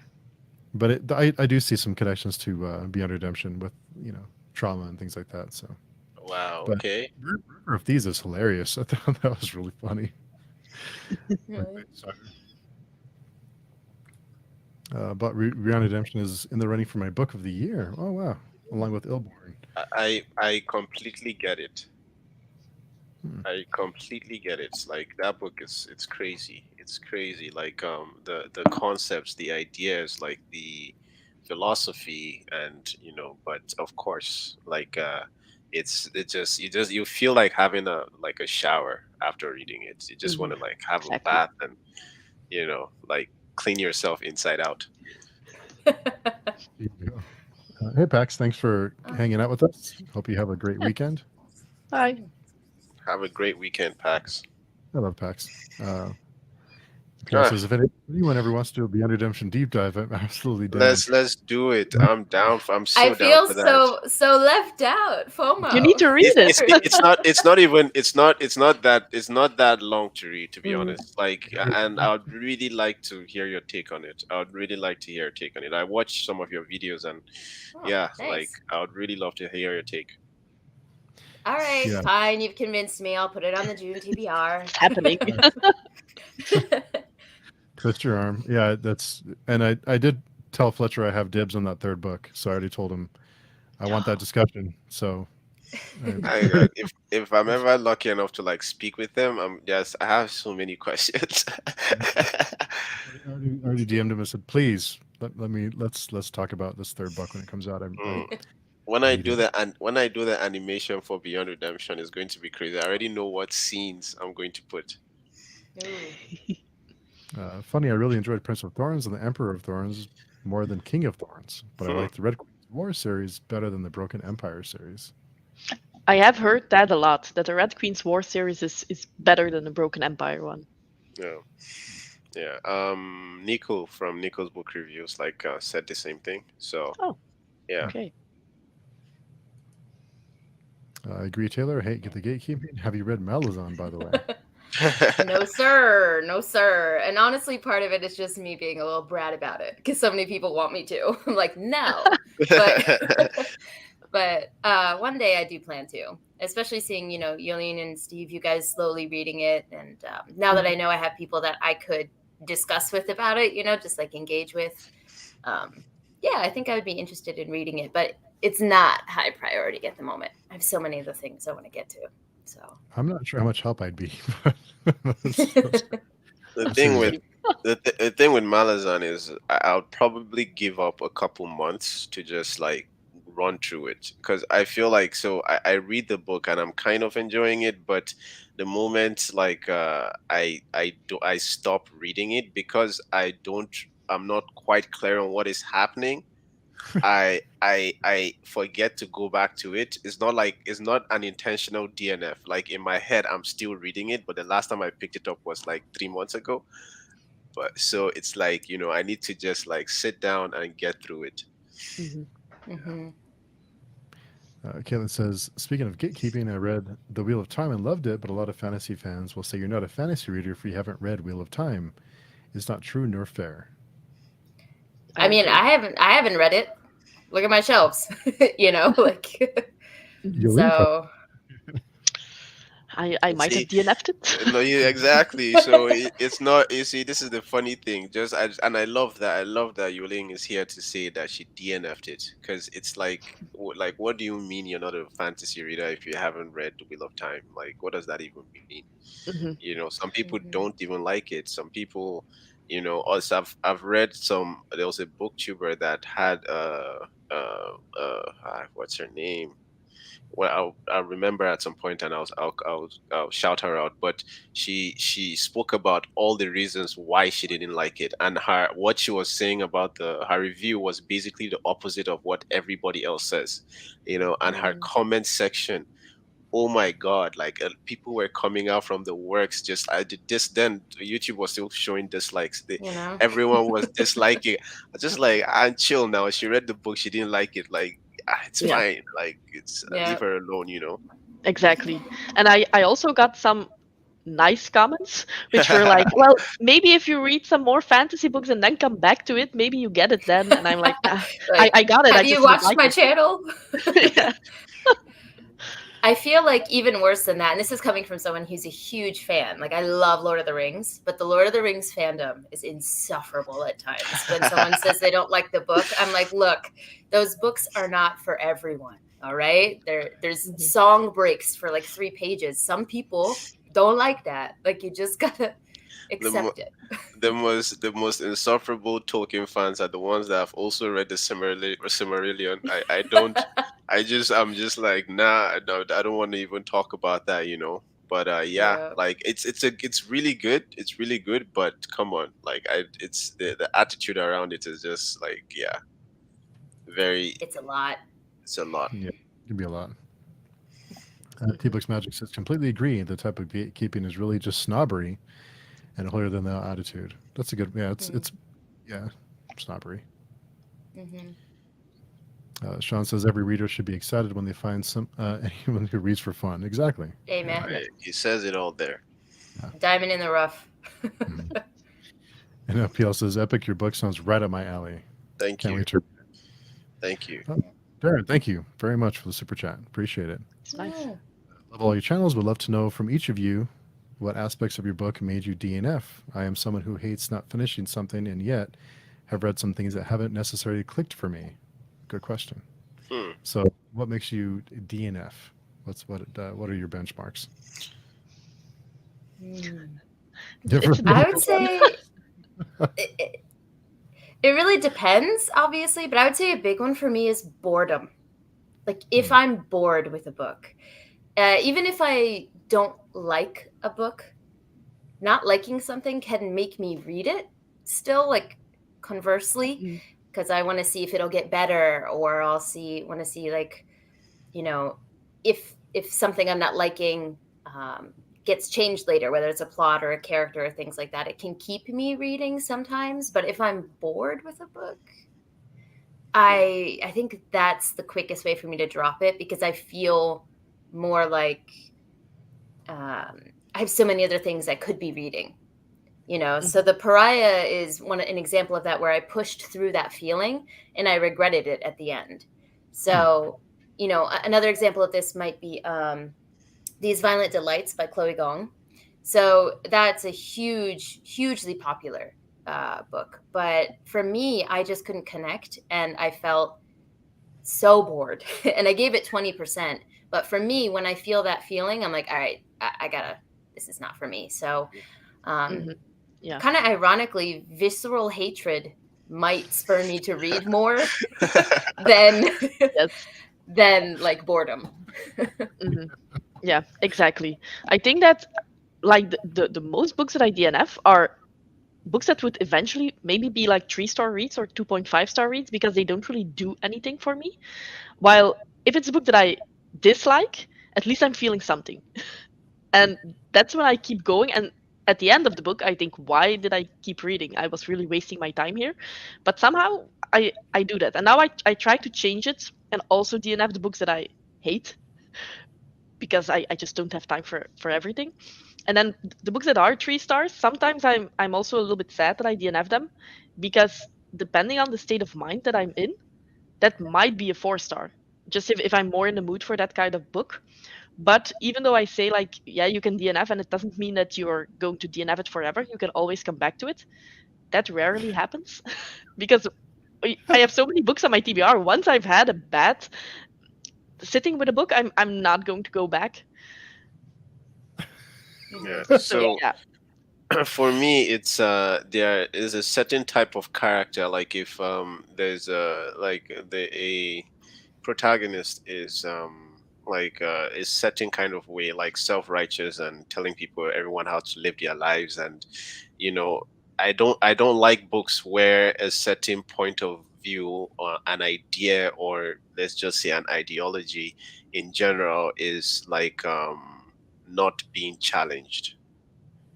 So if you're going to only, it's like I don't really watch the news, but if I'm reading a book, like, you know, CNN is generally considered as liberal and Fox as conservative. So if I'm reading a book, and I'm only getting one perspective, one view on anything, right, or like something else that is pivotal to the story, like that is core to the story, and I'm only getting one, I feel like you're preaching at me, then like I'll still read the book because I have an issue DNFing, but I'll hate myself the whole time. And that's one. And another thing that makes me hate books, that makes me want to DNF them, is when there's an unjustified change in the tone. So if it starts out as very dark, and all of a sudden it starts going into like fairyland with rainbows and unicorns and puppies, I hate, I don't like that. And especially when that switch is very unjustifiable, when it feels like maybe the writer had an existential crisis and just decided to write and present the story differently. Yeah. I think boredom is what does it for me too. Is just if I have some kind of reaction, then it's different. But if I'm just falling asleep or just like my mind is wandering, then it's like I should probably just step away from this. Yeah. I think what also adds to it, if it's the first in a series and I don't have any attachment yet, I DNF more easily than when it's the fourth one and I know I loved 1, 2, and 3. Maybe this is just bad one and it goes better because now the author already caught my attention for some of the plot lines, then it's different. But the first in a series and I don't like it, I DNF that quite easily. That's a good point. If I've already invested in the first or the second book and then the next book isn't my favorite, I'm more likely to push through, or more likely to give the next one a try, even if I didn't like that book. So that's a really good point. A good example of that is actually Crescent City, the new Sarah J. Maas series. So the first book, loved it. 5 stars. Second book, trash, hated it. You've seen my review. I hate that book. But because I love the first one so much and the ending of the second book was interesting to me, I'm like, should I read the third book? I'm actually genuinely considering it, which I would not do if that was the first in a series, if I didn't have that love for the first book. So I think you make a really good point there, Yuli. I know exactly what you're talking about. It didn't, and I'm thinking of a very specific book that we've already spoken about, but it didn't really turn me off. But it didn't really stop me from reading the full trilogy because, like the writer himself, I enjoyed his writing even when he switched. But yeah, and that book is Blood Song. Book one is so good. Book two, the shift is so daunting, but the writing is still good. So it's like I still want to know what happens with Valen. Like, and by the third book, like my favorite character in book one is not my favorite character in book three. So it's like, okay, Yeah. Lots of changes in that series for sure. Mm-hmm. Thank you again, Darren. Really appreciate it. Caitlin says, reading is so subjective. It's crazy to me when people lose their minds if other people don't like their favorites. Exactly. I love Terry Goodkind, and most do not. But you don't see me throwing shade to others. Yeah, that's true. And everyone likes different things. This whole attachment, when you attach yourself personally to a book or to a movie or whatever it is, it's like, it's okay if other people don't enjoy it. It's fine. Like, we all like different things. It's okay that we can agree to disagree and still be respectful. Well, I think a really good example of this was earlier when Epic said, like, "Oh, that hurt," but I see your point. Like that's exactly how you do it right there. Just admit, like, "Oh, that's a fave of mine that hurts," but you do you, and it's done. Mm-hmm. I was gonna save time. I was gonna say save time from reading Wheel of Time and Lord of the Rings. I've heard that's the case, at least for the first book. So. Mm-hmm. And Caitlin, respectfully disagree. Both were amazing stories, and I enjoyed them both for different reasons. I think that's the Silmarillion and Lord of the Rings. I think that's what you're referring to, Caitlin. But yeah, and like I said, we all like different things. It's okay. We can still be friends. We can still. Right. Sean Cole says, I have a hard time with DNF in books I've purchased. That's why I get through the Red Rising series anyway. No, man, I completely feel you, man. I know the struggle. Someone else who doesn't feel Red Rising. Look, I have tried to start that book 3 times. I get 15% in and I drop it every time. And I don't know what it is. I cannot put my finger on it. So I've heard the series gets better, but so far I have not made it past like 15%. Wow. At the beginning of this live stream, I was telling Steve I was going to read Red Rising. So I hope it works for you. Maybe you can inspire me to at least get to 20%, like I hope so too.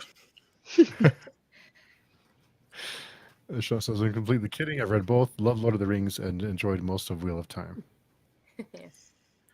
And hey, Bryce, Shelf Center says, DNF mental health. It can be, yeah. It's Has he reached 1,000 stops? The last I saw, I think it was about close. 900. Yeah, like yeah. If everyone out there, like if you like good book reviews, he's a really funny guy as well. Check him out. Like I discovered his channel, Agree. I discovered his channel like a few months ago, and I enjoy watching his stuff. So like, help him get to 1,000 subs. Yep, well said. That. Caitlin said, I know well, for sure, I wish I DNF'd Atlas 6, but it was for a book club. If that book, apologies. That's a book talk book, right? That's the one that skyrocketed that one to fame, I think. I don't trust book talk recommendations because it's this book is good, and then 10 seconds is done. I agree with that. Watch BookTube, let me know what you like about it, what you don't like about it, and then we can go from there. I can decide. I definitely agree. I like long form content. Like you gotta tell me why if I'm gonna pick it up. Yeah, I always find it very funny when people are like, "Book Talk lied to me." They just said this is a romance and that's it. They don't really say a lot about it. So how can they lie? Yeah. That's so funny. Sean Cole says, I didn't even know what that is, but it sounds awful. She looks magic. I'm a hugely character-driven reader, so I will DNF when I'm not connecting with them, and the plot world aren't making up for it. Yeah, must be. Mm-hmm. I feel you on that. Carl says, I will never DNF a book. You don't know what's to come until you get there. Maybe it will improve if it's not going well, but of course, maybe it won't. I've experienced with both. Yes, Mm-hmm. that's the dilemma. It's like, everybody says it gets good, but like, I'm hating myself right now. But just Yeah. one more page, one more page. You go online. What chapter does it get good? It's like, okay, I'm going to read up till then. It's like, I'm just 3 chapters left to finish. Let's go. Let's do this. Right. you know, and before you know Exactly. what, you've read the whole book. So I Yeah. I, I, I completely get what he's talking about. Yeah. Yeah. And that's always the worry is maybe next chapter it'll get better. Well, I'll do one Yeah. more chapter. Maybe next Yeah. chapter will be, and then it's like, Yep. interesting. I've also never skipped prologues, so I often hear of readers doing that. I'm not sure why. What's the reason? I've never skipped a prologue, except I have a time when I should have. And I think this might be because it's classic. I think Yolene knows what I'm talking about because she's her. I know. The beginning, the prologue of Moby Dick. Okay, here is a public service announcement alert. Do not read that prologue because it spoils the entire plot. It just tells you everything. So I literally threw the book away from me. When I read the thing, because for me and for classics, I like to contextualize it. I like to know, the time that it was written in, the themes the book is dealing with, some symbolism I might not be aware of, and prologues in classics tend to do that. So I like to read them, but then it just tells you everything in one little paragraph, and I'm trying to scrub it from my memory because I still would like to read the book. But that's the one case where I would say if you have a classic, maybe skip those because I guess they're more public domain, so people aren't worried about spoiling. Yeah, So I agree. be aware. Actually, my copy of The Picture of Dorian Gray also had a prologue, but it said in the beginning, do not read this if you haven't read the book. It's like, okay, thanks for letting me know. Weird. It's so easy. Just put that in there. Like, I don't understand. Exactly. Yeah, I've never actually heard of that before. That's really weird. Why anyone would skip a prologue. Yeah. And PL beat me to it. Whatever you do, read Elborn and do not skip the prologue. It's amazing. Same with Hollow Bones. Hollow Bones has a great prologue. They have amazing prologues. Yeah, Hollow Bones is on my some TBR. prologues for me, like have really gotten me excited to keep read to like, okay, because sometimes if I'm trying to determine what I want to read next, and I have like a couple of options, I don't know which to decide. All of them have prologues. I can read the prologues and just decide, okay, you know what, this is a book out. This sounds like my kind of my cup of tea. 2 prologues that I really liked: Prince of Nothing and The First Law. Like, they got me in. I was like, okay, I need to know what is going on. Yeah. Interesting you say Prince of Nothing, because the prologue work is fantastic in Book of the Ancestor as well. Because even when I wasn't a huge fan of like the plot threads as the series progressed, every time we went into like a prologue, or he does like flashback scenes that are written in the same style as the prologue, or flash forward scenes, forgive me. Those are so fantastically written. So he's good at that. Yeah. Book Team Magic says, I'm really excited to get to Elborn, and I've definitely heard that the prologue alone is 5 stars. It's on my list too. Same. After I hear people going straight to the chapter 1, if there's a prologue, I never understand that. Yeah, that's strange. I don't get that. Yeah. It's really weird.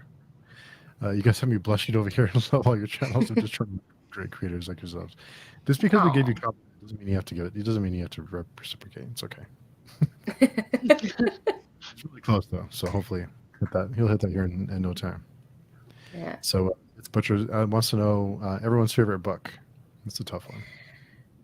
This question triggers me. Triggers that. Like, I saw it coming and I was thinking, what is my favorite book? But I don't know. I like books for different reasons. I like books for different reasons. I like Beyond Redemption for a very specific reason. I like Prince of Nothing for a very specific reason as well. Those I highly recommend. I also enjoy a book. I can enjoy a book as a writer. Like, so you say I'm enjoying the prose and I'm learning like how a writer decided to set things up, and I'm just trying to steal stuff from the ideas, you know. And I can but hate it as a reader because I don't really care for the story. And I can enjoy a book as a reader, and at the back of my mind I know, okay, this book is not technically sound in terms of like the skill, like, but the story is so good. So yeah, read Beyond Redemption.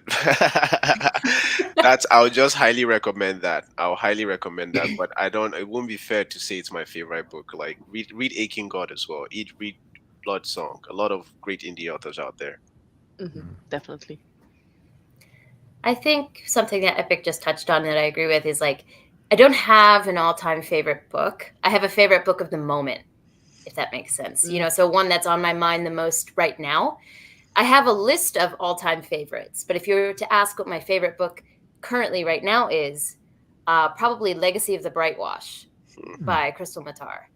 That book is incredible. You can see it right behind me. The tabs in this book, I used 2 full tab sheets in this book because I read it via ebook. So, you know, you freely highlight. And then I got my physical copy and transferred it over. And I was like, oh my God, I had a lot of thoughts. It's fantastically written. It's like, again, I don't know whether we would call it grimdark. Probably not. Most people call it dark fantasy. It's dark fantasy with a lot of political machinations going on. And there is a romance plot.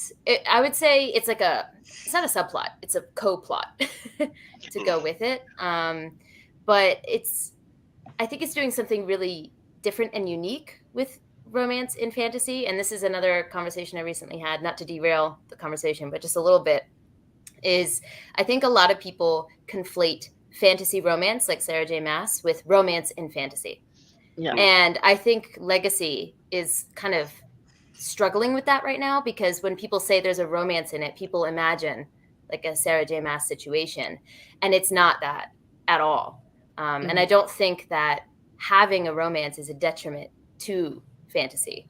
Speaking of gatekeeping and stuff like that, I think there's a lot of attitudes like that in the fantasy community. So I think Legacy does such a good job of including that, you know, in a really, really good way. And the themes that run through the book, if you're a character-driven reader, this book is going to destroy you. I'm just going to say, like, the characters go through it. So I have added it to my TBR. Please do. I have a question, and I would actually appreciate it if like, say, a booktuber were to actually get really, really in depth in this. But what elements, right, make a book that has what elements make a book with romance good? Like what makes romance good? I find it's so different, and it's an addition. It makes a book. It gives a book color, a specific kind of color to it, which some readers appreciate and others don't. But what makes romance good? You know I do not like love triangles, for instance. But like, what else? Yeah, I would say for me personally, it's different for the reader. But for me personally, I don't read romance as an individual genre so much, because the formula is formulaic. The formula is formulaic. Jesus. It's formulaic by design. So the readership wants that formula, and that's what the authors provide. There's nothing wrong with that. But for me, what makes a romance interesting is not formulaic. So, you know, you don't have the third act breakup. You know, it's something that can really add to a story if it adds to the plot itself, if that makes sense. Whereas if you have a formulaic thing, you know, okay, this is the trajectory it's going. But if it's involved with the plot, it can drive, you know, political things forward, which it does in Legacy of the Brightwash. It can drive many plot points and be well integrated into the story. So for me, that's a big deal. I don't hate love triangles as much as a lot of people do, but I get why they're hated, because if they're done badly, they're bad. Yeah. But an example of a lighter romance that I'm enjoying so far, which I know Yolene has read, is I'm in the middle of Daughter of the Moon Goddess right now. And that is just cute. So that's a different type of romance. It's just cute. So I think, marketing is really important here for the type of romance. But if we're talking about big, epic, like dark fantasy, for me, non-formulaic is important. Agree. Kenneth says, y'all keep adding to my already ridiculously long TBR list. Yeah. Welcome to the club. I've already added 3 talking to these 3. So it's bad. Ice Twins SK Tremaine, fantastic book. Young twin girls, one loses her life. Surviving twin says that she's the twin to whom the parent thought was lost. Okay. More books to add to the list. yeah. I would favorite adult series is, favorite YA series, and favorite book is. Otherwise, it's too hard to pick. Yeah, it's too hard to pick. Yeah. It's too hard. Let's see. Favorite standalone book is either The Hobbit.